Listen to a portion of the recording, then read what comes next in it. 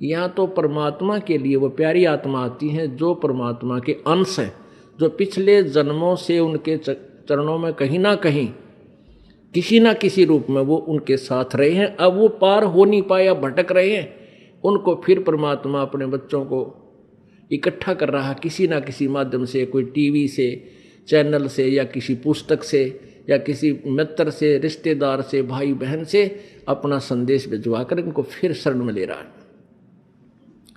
तो ऐसी प्यारी आत्मा जो परमात्मा के बच्चे यहाँ आते हैं और इनके लिए जो सेवा होती है, ये धर्म यज्ञ है।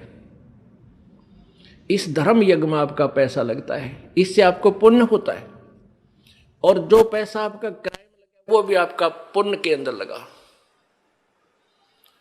अब पुण्यात्माओं, जैसे जो अनजान व्यक्ति हैं जिनको इस मार्ग का पता नहीं, वो मंगलवार को 1.25 रुपये का प्रसाद बांटनी है, वो तो वहीं तक सीमित है। हम भी ऐसे ही थे जब तक ज्ञान नहीं था। मंगलवार के दिन 1.25 रुपये का प्रसाद बांटा करते, घने उमंग भर जाती तो 5.25 का बांट देते, बहुत खुशी होती। तो ना तो उसने बहुत गुणा पुण्य मान लेते थे। अब परमात्मा कहते हैं, जिन हर जैसा सुमरिया बैता को तैसा लाभे, ओसा प्यास न भागे ही जब लग दसे नहीं आबे। कहते हैं जिसने जैसा भगवान की भक्ति सेवा दान किया उसको उतना ही लाभ मिलेगा। ओस चाटन ते प्यास नहीं बुझ सकती, वो तो गिलास पीना पड़ेगा गट गट गट जब प्यास बुझेगी। तो ये जो स्वाप का प्रसाद 100 रुपया पल्ले बांध लिया माता का हमारे नहीं हो जा, और ये छोटे मोटे जो दान हम करा करते, ये तो ओस चाटन वाली बात थी। और अब यहाँ आपने गिलास के गिलास पीने पड़ेंगे और देगा वही परमात्मा। आप देखना खेल मालिक का भगवान क्या किया करता है। अभी तक हम परमात्मा से सुख लेने के लिए पहाड़ों पर चढ़ गए, बर्फों पर चल पड़े, मालिक वहाँ मिलेगा उस मंदिर में, हम चले गए वहाँ मिलेगा, वहाँ पहुँच गए, कोई संत मिला उसके पास जाने की चेष्टा की, लेकिन वो चीज़ नहीं मिली। अब आपको वो वस्तु मिलेगी जिसकी गुण गाया करते थे, जिसकी आपको चाह थी, तड़फ थी, और जिसके विषय में सदग्रंथ संकेत किया करते थे। भगवान ऐसा करता है, भगवान कोढ़ी को स्वस्थ कर देता है, अंधे को आंख दे सकता है, बांझ को पुत्र दे देता है, निर्धन को धनी बना दे, कंगाल को राजा बना दे, और हर तरह के सुख भगवान ही दिया करता है। तो वो परमात्मा आपको अब मिलेगा, वो ही आपको सुख मिलेंगे जो भगवान दिया करता है। क्या बताते हैं, पर्वत पर्वत में फिरा भाई कारण अपने राम, फिर राम जैसे संत मिले जिन सारे सब काम। परमात्मा की चाह में अपने संकट निवारण के लिए पर्वत पर्वत घूमा फिरा, कहीं भगवान मिल जावे, और ऐसे संत मिल गए जहाँ मेरे वो भगवान जो काम करता है और वो काम वहाँ हो गए हमारे। तो कहते राम जैसे संत मिला जिन सारे सब काम। तो पुण्यात्मा, यहाँ आपको वो सुख होंगे आप सोच नहीं सकते, क्योंकि हम भगवान इतनी तो समझते हैं कि भगवान हमें सर्व सुख दे सकता है, लेकिन वो हो कहीं से नहीं रहे थे। अब आपको यहाँ से वो सुख होंगे जो आप सोच नहीं सकते कि ऐसा क्या भगवान वर्तमान में भी कर रहा है। तो ऐसे संत मिले तो हमें वो सुख हुए। परमात्मा जैसे ही संत मिले जो परमात्मा सुख देता है, तो आपको इस दास के माध्यम से कबीर भगवान परमेश्वर जी आपको वो सुख देंगे जो भगवान दिया करता है, क्योंकि वो पूर्ण परमात्मा है। जो ऐसे व्यक्ति हैं जो इस तत्व ज्ञान से परिचित नहीं है, वो क्या कहते हैं, क्या सोचते हैं कि भी तुम जाते हो, महीने में 2 बार जाते हो, महीने में 1 बार जाते हो, किराया भी लगता है, काम भी आपका, कार्य भी आप छोड़कर जाते हो, तुम क्यों अपना नुकसान कर रहे हो। अब पुण्यात्माओं, अब उनको तो ज्ञान नहीं इस बात का, वो तो बालक है, अनजान है। जैसे एक कोई शहर का बाबू था,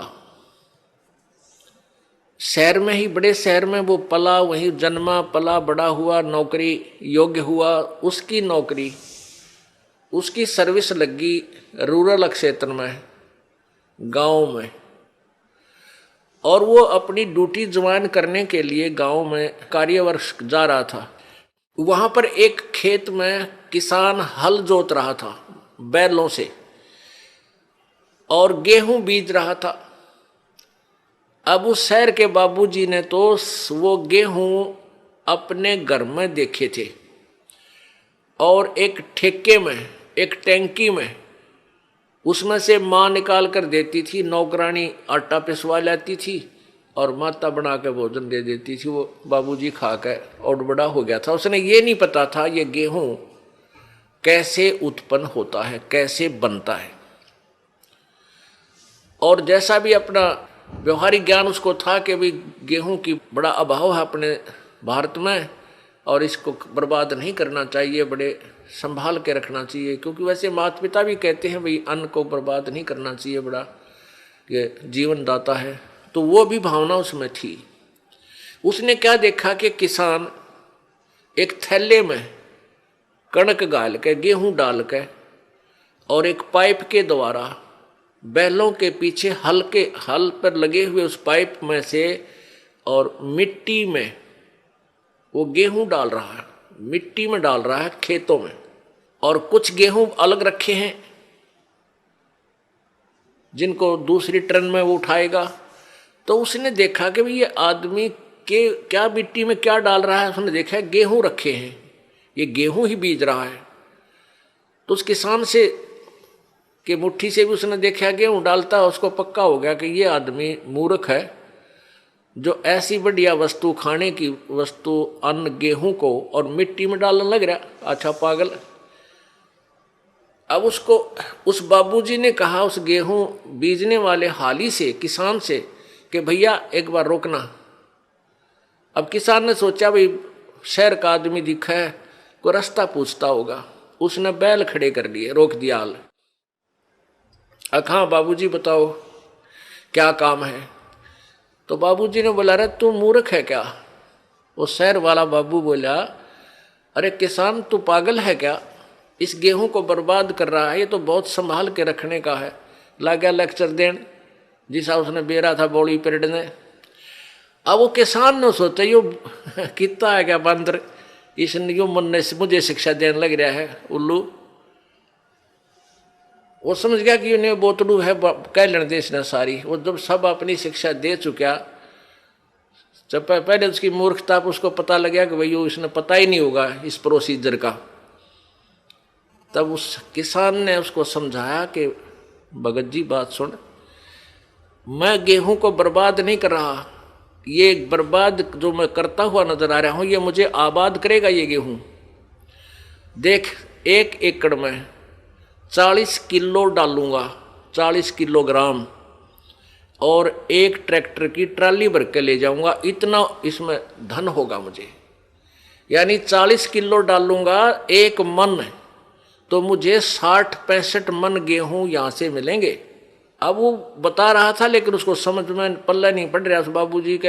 अब मैं कैसे मानूं भाई, अच्छा मूर्ख है, मिट्टी में बर्बाद कर रहा है और कहता गेहूं 65 मन होंगे 1 मन के। किसान ने कहा कि आप 4-5 महीने के बाद आना, अप्रैल में, और फिर दिखाऊंगा तुझे ये मैं बर्बाद कर रहा हूं, यही मुझे आबाद करेंगे। अब वो चला गया। वो फिर आया इसी प्रकार अप्रैल के महीने में। उसने देखा, किसान ने उसको दिखाया कि 1 कनक का दाना डाला था और कम से कम 10-12 ये गुच्छा बन गया, देख नीचे से, और प्रत्येक पौधे के ऊपर 1-1 बाली आई है, एक बाली में 30-40 दाने हैं। उसने ऐसे करके वो दिखा, देख बाबूजी। तब उसकी चौंध टूटी, भाई आप ठीक कह रहे थे। तो पुण्यात्माओं, जो आज आप दान कर रहे हो, किसी प्रकार यहां भगवान के दरबार में आने का आपका किराया तक भी आपके पुण्य में लिखा जाएगा। और जो अनजान है वो तो ऐसा समझ लो जिसने कभी देखा ना हो गेहूं उत्पन्न कैसे होते हैं, उस 4 मन गेहूं को ही चिपटा बैठा रहा, उसी को सुरक्षित रखे, आगे कहां से मिलेंगे उसको। तो आप जो पुण्य कर रहे हो, ये दान कर रहे हो, यही आपको आबाद करेगा। कहते हैं देते को हर देत है जहां तहां से आने, नहीं दिया फिर मांगते फिर यो साहिब सुने ना कान। जिन्होंने देखो आज एक तो इतना गरीब है, फाइनेंशियली इतनी वित्तीय हालत उसकी कमजोर है कि रिक्शा चला रहा है, एक ऐसा है मजदूरी कर रहा है, एक रिक्शा चला रहा है, एक उसके अंदर विराजमान है, बैठा है, दोनों ही मनुष्य। तो पुण्यात्माओं, एक गाड़ी चला रहा है ड्राइवर, एक मालिक उसमें बैठा है और गाड़ी भी मालिक की है। तो इतना भेद यूं क्यों हो गया? क्योंकि पिछले जन्म जन्मांतरों की जैसी भी जिनकी भक्ति शक्ति है, जितना भी जिन्होंने पुण्य किया हुआ है, वो आज आपको ज्यों का त्यों दे रखा है। जिन्होंने पीछे कोई पुण्य किया नहीं, वो आज कंगाल है और एक एक पैसे को मांगते फिर रहे हैं। अब कोई नहीं सुना है, अब देते को हर देत है। जिन्होंने दान किया उनके ठाट ठाट कर रखे हैं।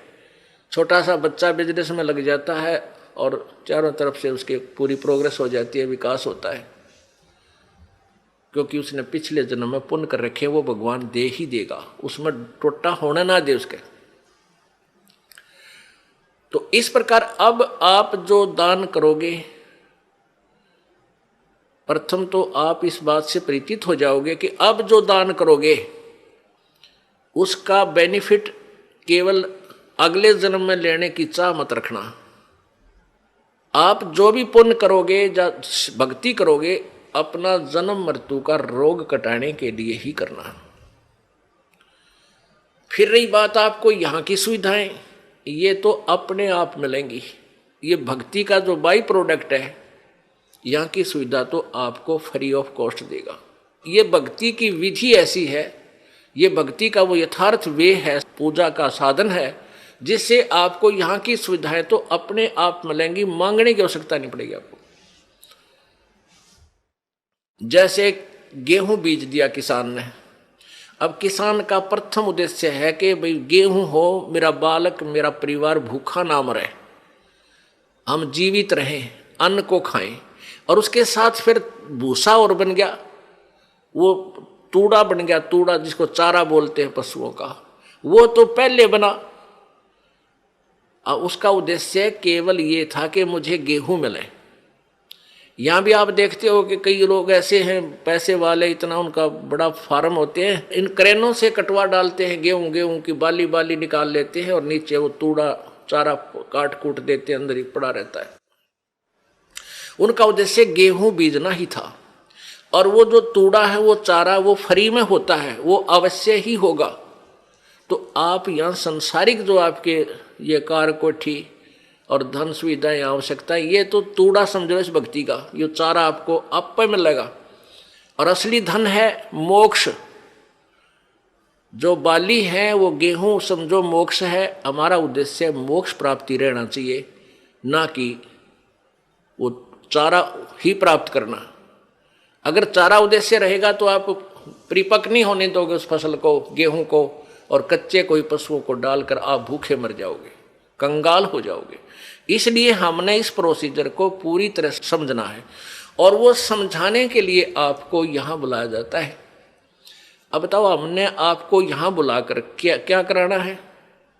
कोई काम नहीं, कोई सेवा नहीं। सेवा तो हम आपको तैयार करें पावा सारी, बच्चे लग रहे हैं यहाँ, पुण्यात्मा जिनको पता लग रहा है कि ये सब अपने भाई हैं, सतलोक के वासी हैं। अब ये भूल भटक गए, यहाँ काल के जाल में फंसे हुए हैं, और इनकी जितनी हम सेवा करेंगे, ये मालिक के बच्चे हैं, परमात्मा लाभ देगा सेवा करने वालों को। और आपकी फिर यहाँ ऑपरेशन होगा मोतियाबिंद का। तुम कहाँ फंसे हुए हो, क्या करना था, यहाँ आए किस लिए थे, तुम कर क्या रहे हो? कोटि जन्म तन भर मत होगे, कुछ ना हाथ लग्या रे, कुकर शुकर खरबा बोरे, कौआ हंस बुगारे। करोड़ों जन्म हो गए तो आप जी ने यही कर्म करते हैं ना, अभी तक कुछ भी पल्ला ना पड़ा।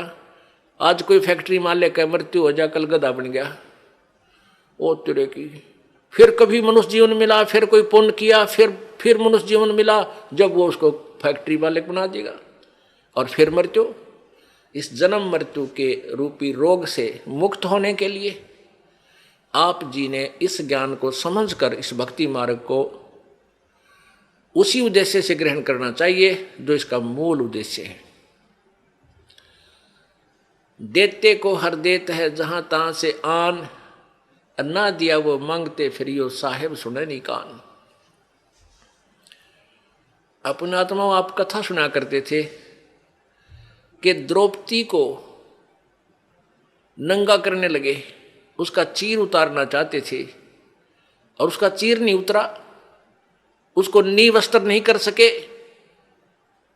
उसके पास कौन सा जादू था, वो भी तो एक इंसान थी। और आप यहां देख रहे हो ना जाने कितनी बहन बेटियों के साथ बेइज्जतियां की जाती हैं, उनकी रक्षा क्यों नहीं होती? वो क्या वो पुकार नहीं करती आपत्ति में? क्या वो भगवान को याद नहीं करती उस समय जब उनके ऊपर आपत्ति आती है, कोई दुष्ट दुखी करता है? अवश्य करती हैं, लेकिन उनका पिछला कोई संस्कार पुण्य ऐसा नहीं जिसमें भगवान मदद कर सके।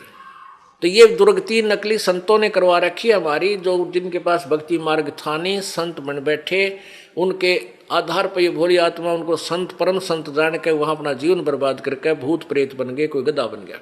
अब ये इस परेशानी को उठा रहे हैं और साथ में और दोषी बन रहे हैं, दूसरों को सता कर ये पाप भूत बनकर भी पाप कमा रहे हैं, दूसरों को दुखी कर रहे हैं। अब यहाँ आने के बाद परमात्मा इनको सीधा कर देगा, अब पे भाग जाएंगे। परमात्मा की भक्ति की में इतनी शक्ति होती है।